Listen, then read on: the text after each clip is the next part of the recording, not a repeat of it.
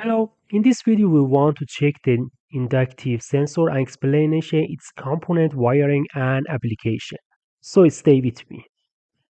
Well friends, the device you see is the inductive sensor. This sensor model is one of the most widely used sensor in the industry. This detects is movement, positive and presence of the object without physical contact and sends the information to the PLC through the wire. Uh, this sensor only detects metal, and if a wood, glass, plastic is placed in front of the sensor, the sensor doesn't detect.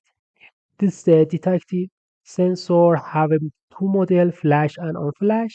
Flash model is sensitive part is inside the metal shell, and the unflash model is outside the metal shell.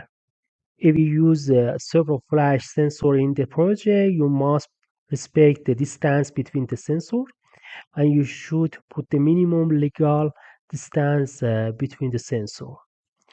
Uh, the, indic- the inductive sensors of the downflash model don't need to distance between them because they are outside the shell. Because they don't affect each other. But it has a less frequency change than flash.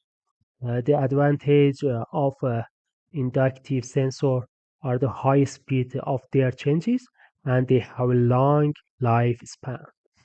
They have a much large life than limit switch.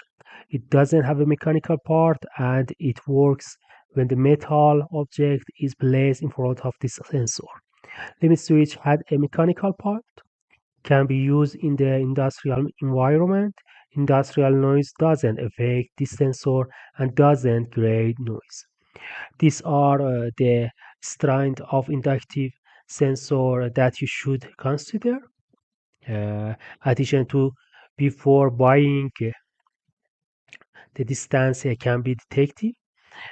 To put it simply, this sensor sends directly metal up the certain distance. If it goes out of this distance, the sensor will not detect anymore.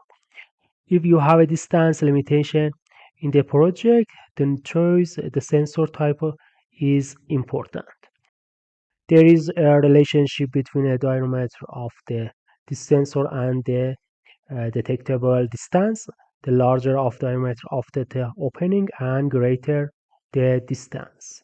Another feature of this sensor is the maximum pulses sent to the output. For example, this model sends up to the 100 pulses of information to the output.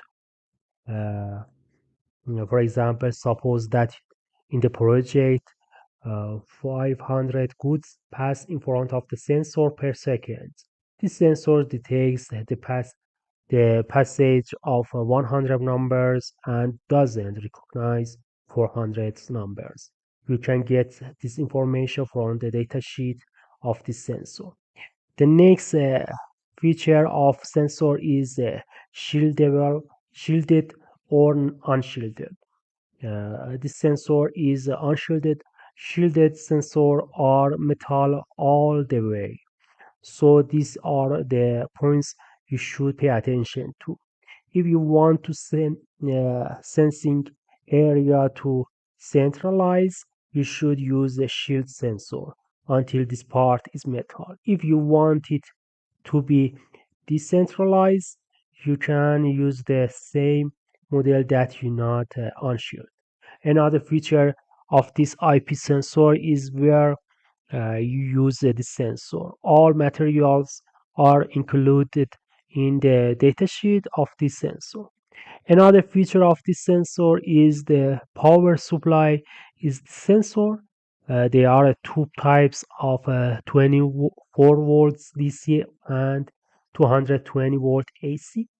You choose the sensor according to your needs. So for example, this model is a 24 volt DC. Uh, if you don't have a 24 volt power source and don't need 24 volt DC wiring at all, choose the 220 volt AC model. After the beginning, you buy 220 volt AC sensor.